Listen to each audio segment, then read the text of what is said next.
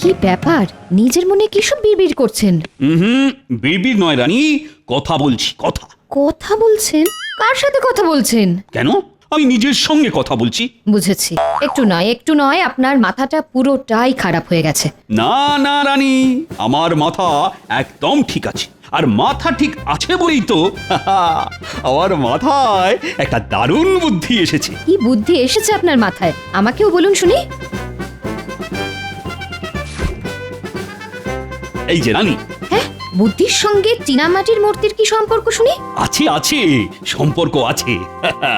এটা দিয়েই তো আমি আমার রাজসভার সব থেকে হুঁশিয়ার সভাসদ গোপালের সঙ্গে একটু রসিকতা করব।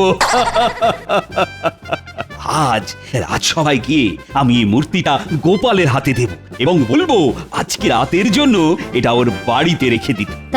তারপর আমি কেলে পচাকে দিয়ে আজ রাতেই এই মূর্তিটা গোপালের বাড়ি থেকে চুরি করিয়ে আবার রাজসভায় ফিরিয়ে নিয়ে আসবো। এসব করে কি হবে শুনি? পরের দিন সকালে যখন গোপাল দেখবে ওর বাড়ি থেকে মহারাজের দামি চীনামাটির মূর্তিখানা চুরি হয়ে গেছে, তখন গোপালের মুখটা না দেখার মতো হবে। এসব করে আপনি যে কি মজা পান কে জানে, যত সব উল্টো পাল্টা বুদ্ধি।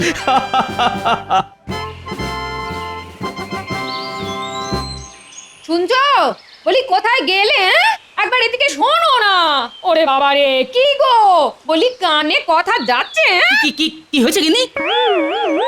যা, কি কি অবস্থা? দরজাটা খুলে পড়ে গেল কি করে?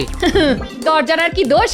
কতবার বলেছি দরজার মরচে পড়া কবজাগুলো পাল্টাও পাল্টাও, কে কার কথা শোনে? আরে আরে দাঁড়িয়ে দেখছো কি? এসে ধরো না, ধরো ধরো। এবার তাড়াতাড়ি গিয়ে ছুতরকে ডেকে আনো। না না, ওসব পরে হবে, এখন আমার কাছে টাকা পয়সা নেই। এই তবে কি আজ রাতে ঘর খোলা রেখে ঘুমাবো নাকি? গিন্নি, তোমার স্বামী তো মহারাজ কৃষ্ণচন্দ্র নয় যে ঘর ভর্তি সোনা রানা থাকবে। তোমার স্বামী হলো রাজসভার ভাঁড়, যার বাড়িতে চালের হাঁড়িতে চাল থাকে না তার বাড়িতে চোর কেন? একটা ইঁদুরও ঢুকবে না। তাই তুমি নিশ্চিন্তে ঘুমো, বুঝলে? হায় রে, এ তুমি আমাকে কার সঙ্গে সংসার করতে পাঠালে ভগবান? হায়। যাই, এবার রাজসভার দিকে যাই। চললাম গিন্নি।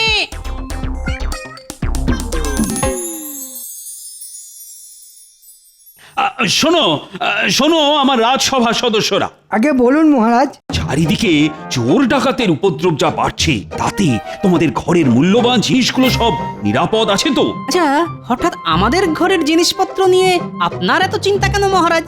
না মানে ভয় হয়, বুঝোই তো, চোর রাত্রিবেলা এসে যদি তোমাদের ঘরের মূল্যবান জিনিসগুলো চুরি করে নিয়ে যায় তখন কি হবে বলো তো? আগে আগে সে নিয়ে আপনি একদম চিন্তা করবেন না মহারাজ। আর কারুর বাড়ি নিরাপদ না থাকুক, আমার বাড়ি একদম নিরাপদ। চোর কেন, আমার অনুমতি ছাড়া আমার চোখের আড়ালে একটা পিঁপড়ে পর্যন্ত আমার বাড়িতে ঢুকতে পারে না। হ্যাঁ, আমার বাড়িও নিরাপদ মহারাজ। আমি আমার বাড়ির চারদিকে পণ্ডিতের ওই মন্ত্র পড়া জল ছিটিয়ে রাখি। চোর সেই মন্ত্র পড়া জলে পা দিলেই চোরের পা অবশ হয়ে যাবে।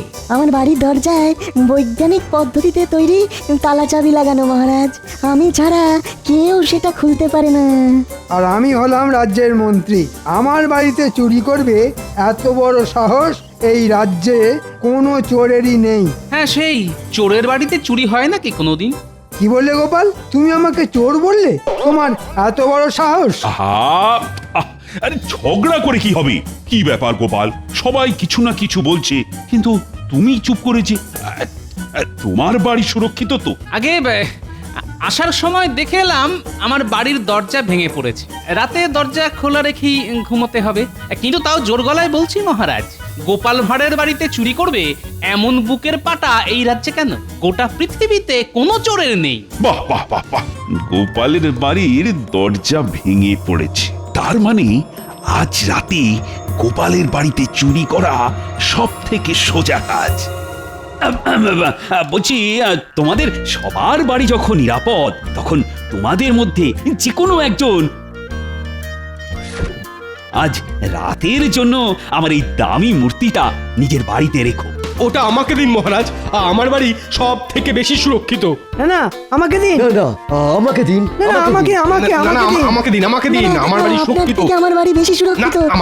আমার আরে বাবা, আমি সেনাপতি, আমার বাড়িতে চোর ঢুকবে কি করে? না না আমার আহ এটা রাজসভা, মাছের বাজার নয়। কি ব্যাপার গোপাল, তুমি চুপ করে বসে আছো কেন? তুমি বুঝি এই মূর্তিটা নিজের ঘরে রাখতে চাও না? ভয় পাচ্ছ নাকি? আগে তা পাচ্ছি, তবে ওই চোরের ভয় নয় মহারাজ, আমার গিন্নির ভয়। এত সুন্দর মূর্তিটা বাড়িতে নিয়ে গেলে গিন্নি যদি আবার বায়না করে তাকেও এমন একটা মূর্তি কিনে দিতে হবে, তখন কি হবে মহারাজ? দেবে কিনে? আমি তোমায় মোহর দেব তোমার গিন্নিকে মূর্তি কিনে দেওয়ার জন্য। তবে তার আগে এই মূর্তিটা একটি মাত্র রাত তোমার ঘরে রাখতে হবে। সত্যি মহারাজ? হ্যাঁ হ্যাঁ, একদম সত্যি। আজ রাতে যদি আমার এই মূর্তিটা তোমার বাড়িতে সুরক্ষিত থাকে তাহলে আমি তোমাকে 5খানা মোহর পুরস্কার হিসেবে দেব।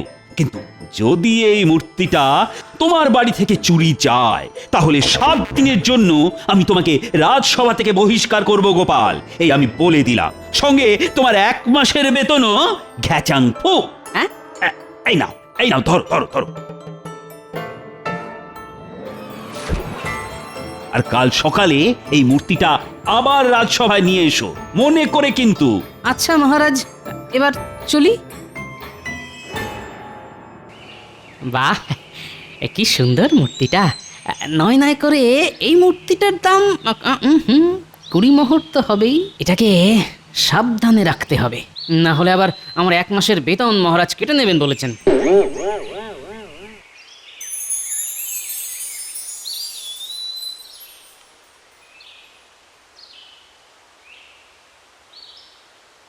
হ্যাঁ, আমাকে ডেকেছেন মহারাজ?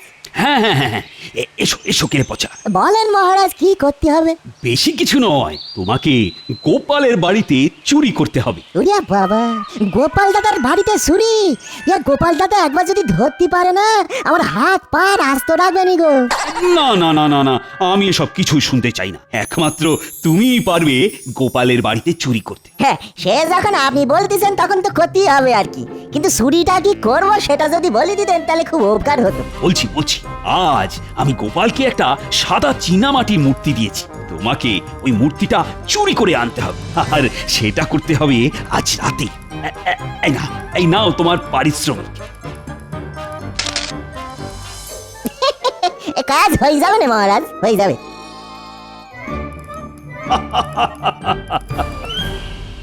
আমি এসে গেছি গিন্নি। এতক্ষণে তোমার আসার সময় হলো? ও মা, কি সুন্দর মূর্তিটা গো! না, এটা আমার নয় গিন্নি।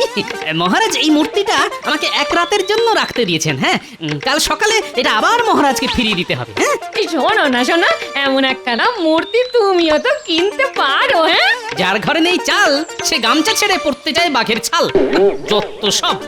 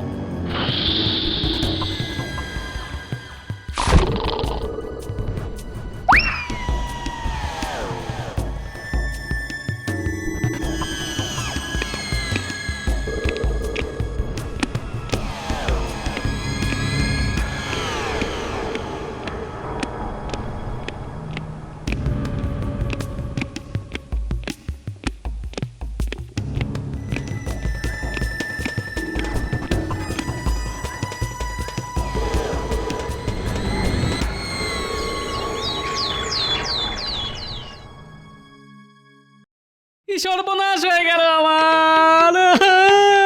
ও লোকে তোমার। আমার কিছু হয়নি গিন্নি, হয়েছে মহারাজের দেওয়া ওই মূর্তিটা সকাল থেকে খুঁজে পাচ্ছে না গিন্নি। এ কি গিন্নি, তোমার তো লোভ ছিল ওই মূর্তিটার উপরে, তুমি ওই মূর্তিটা সরিয়ে রাখোনি তো? কি বললে? এত বড় কথা! ছি ছি ছি ছি ছি! তুমি কিনা শেষে আমাকে চোর বললে? আজ দুপুরে তোমার খাওয়া বন্ধ, এই বলে দিলাম। যা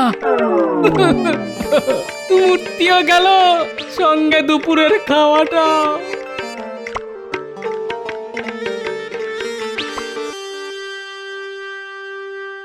কি ব্যাপার এখনো গোপাল এসে উপস্থিত হলো না তো?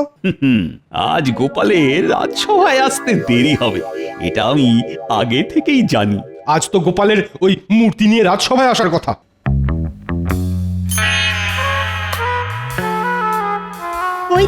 ওই তো এসেছে গোপাল। এ কি গোপাল, চিন্তায় কুঁচকে গেছে তোমার কপাল, হলো কি? কি আবার হবে? আজ সকালে উঠে দেখি মহারাজের দেওয়া মূর্তিটা উধাও। সে কি? আমার এত দামি মূর্তিটা তোমার বাড়ি থেকে চুরি হয়ে গেল। ছি ছি গোপাল, তুমি কাল রাজসভায় বলেছিলে তোমার বাড়িতে চুরি করবে এত বড় বুকের পাঁটা নাকি কোনো চোরেরই নেই। তাই আমি ভরসা করে তোমার কাছে আমার দামি মূর্তিটা জমা রাখতে দিয়েছিলাম। আগে আগে কোথা থেকে যে কি হয়ে গেল কিছুই তো মাথায় ঢুকছে না মহারাজ। মহারাজ দেখেছেন তো, গোপালের খালি মুখেই বড় বড় কথা। সেটাই তো দেখছি। না না না গোপাল, গোপাল, আমি তোমাকে আগামী 7 দিনের জন্য এই রাজসভা থেকে বহিষ্কার করলাম, আর সঙ্গে তোমার 1 মাসের বেতনও কেটে নিলাম। এরকম করবে না মহারাজ, আমি আর আমার গিন্নি না খেতে পেয়ে মরবো যে। তাই নাকি? বেশ বেশ, তবে একটাই শর্তে তোমাকে আমি ছেড়ে দিতে পারি। তোমাকে গোটা কৃষ্ণনগর রাজ্য জুড়ে জোর গলায় চেঁচিয়ে চেঁচিয়ে বলতে হবে তোমার বাড়ি থেকে আমার দেওয়া মূর্তি চুরি হয়ে গেছে। রাজ্যের লোকেও জানুক গোপাল কতটা হুঁশিয়ার মানুষ। হ্যাঁ, সে কি এরকম বললে যে সবাই আমাকে নিয়ে হাসাহাসি করবে? না না না না না, এ কি করে হয়? আচ্ছা, আমি তো এসে থেকে একবারও বলিনি মূর্তিটা আমার বাড়ি থেকে চুরি হয়ে গেছে, তাহলে মহারাজ এত জোর গলায় বলছেন কি করে? এর পেছনে মহারাজের হাত নেই তো? কি হলো গোপাল, চুপ করে আছো কেন? বলো বলো। আগে আমি রাজি মহারাজ, তবে আজ নয়, আমাকে একটা দিন সময় দিন। আমি আগামীকাল গোটা রাজ্যের লোকেদের জানিয়ে দেব আমার বাড়িতে চুরি হয়েছে। আজ চলি মহারাজ।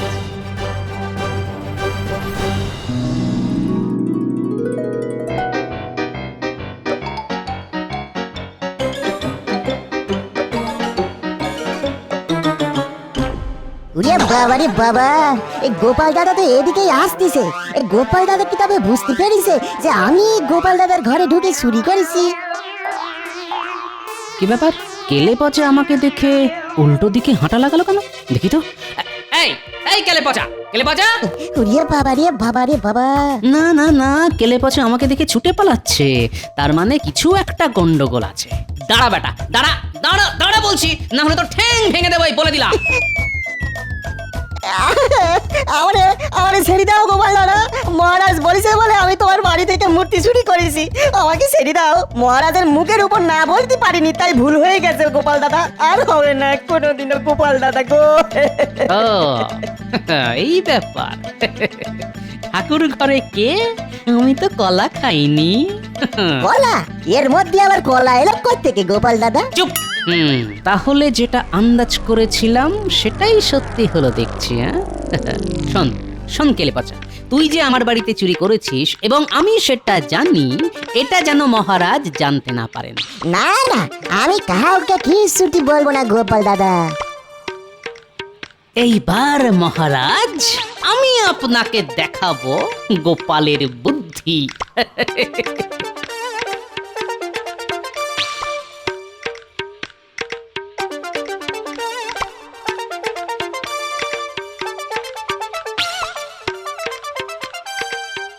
বলো গোপাল দাদা, পুতুল কিনতে এসেছো বুঝি? ঠিক ধরেছো ভাই।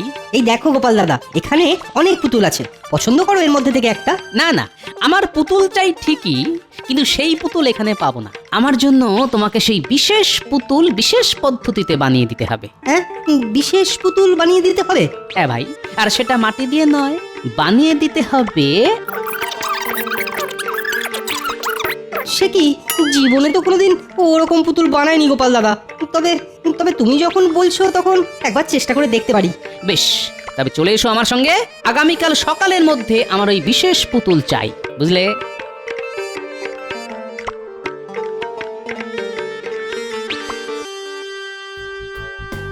রানী, ও রানী, আমি সফল হয়েছি।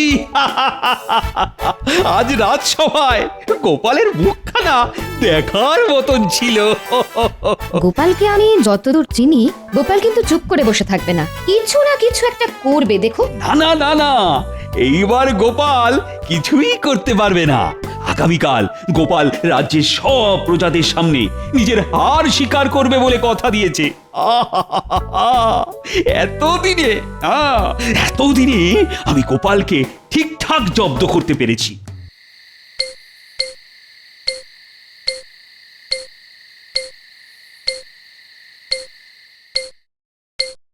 কাজ হয়ে গেছে গোপাল দাদা।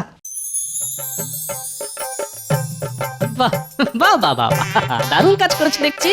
কই গো গিন্নি, একটু নুন নিয়ে এসো।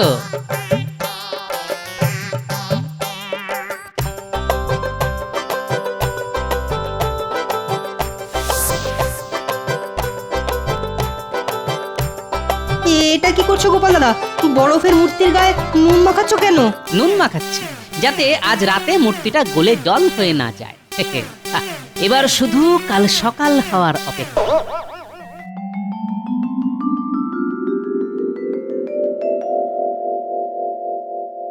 কই গোপাল কোথায়?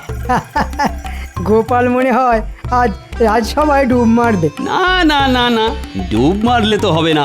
সেরকম হলে আমি গোপালকে বাড়ি থেকে তুলে নিয়ে আসবো। তার আর কোনো দরকার নেই মহারাজ, গোপাল এসে গেছে। তোমার হাতে এটা কি গোপাল?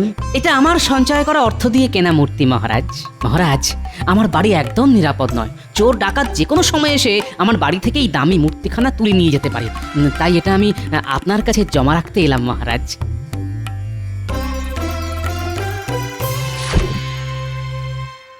বাহ বাহ বাহ বাহ, দারুণ মূর্তি তো।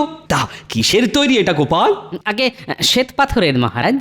এটা আপনার ঘরে রেখে দিন যত্ন করে। আমি 2 বেলা এসে একবার চোখের দেখা দেখে যাব। হ্যাঁ বেশ বেশ, এটা আপাতত আমার সিংহাসনের উপরেই থাক। ফিরে এসে আমি এটা আমার ঘরে তুলে রাখবো।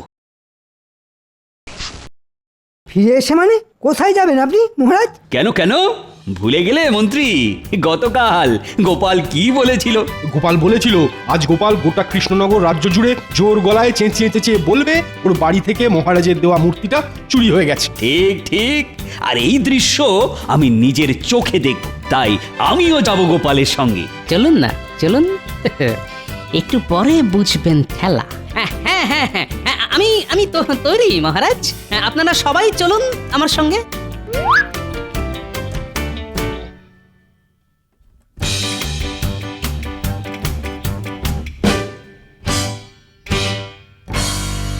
এবার শুরু কর গোপাল। রাজ্যের মানুষও জানুক তুমি নিজেকে যতটা হুঁশিয়ার বলো, আসলে তুমি তো ততটা হুঁশিয়ার মানুষ নও। ঠিক বলেছেন মহারাজ। গোপাল হুঁশিয়ার মানুষ হলে গোপালের বাড়িতে চুরি হতো নাকি? মহারাজ, আমি গরিব মানুষ। আমার বাড়িতে পাহারা দেওয়ার জন্য না আছে প্রহরী, না আছে রক্ষী। এমনকি আমার বাড়ির দরজাটাও খুলে পড়ে গেছে। কিন্তু কিন্তু আপনার রাজবাড়িতে ভর্তি প্রহরী, কি মোটা মোটা দরজা জানলা। এত কিছুর মধ্যে থেকে আমার এই মূর্তিখানা চুরি হয়ে যাবে না তো? পাগল হয়েছো নাকি তুমি গোপাল? আমার রাজবাড়ি থেকে চুরি করবে এত বড় সাহস কার আছে শুনি? সেটাই তো। কিন্তু তাও যে চোর গোপালের বাড়ি থেকে চুরি করে তার কাছে তো এটা নস্যি মহারাজ। কি তোমার দিমাগ একটুও কমেনি দেখছি গোপাল। আগে ওটা জীবনেও কমবে না মহারাজ। আমার কেমন একটা খটকা লাগছে মহারাজ। আমার মূর্তিটা চুরি হয়ে গেলে কি হবে মহারাজ? এটা অসম্ভব। রাজবাড়ি থেকে তোমার মূর্তি জীবনেও চুরি হবে না। যদি হয়ে যায় তাহলে আমি তোমার মতো গোটা কৃষ্ণনগর রাজ্য জুড়ে জোর গলায় চেঁচিয়ে চেঁচিয়ে বলবো গোপালের জমা রাখা মূর্তি আমার রাজবাড়ি থেকে চুরি হয়ে গেছে। তখন রাজ্যের প্রজাদের কাছে আপনার মান সম্মান যে ধুলোই মিশে যাবে মহারাজ। এই গোপাল, যেটা কোনোদিন হবে না সেটা ভেবে অযথা সময় নষ্ট করছো কেন বলো তো? কে বলেছে হবে না? হতেও তো পারে এমনটা। মহারাজ, আমার মন কুটাচ্ছে মহারাজ। চলুন না একবার রাজসভায় কি দেখে আসি আমার মূর্তিটা ঠিক আছে কিনা।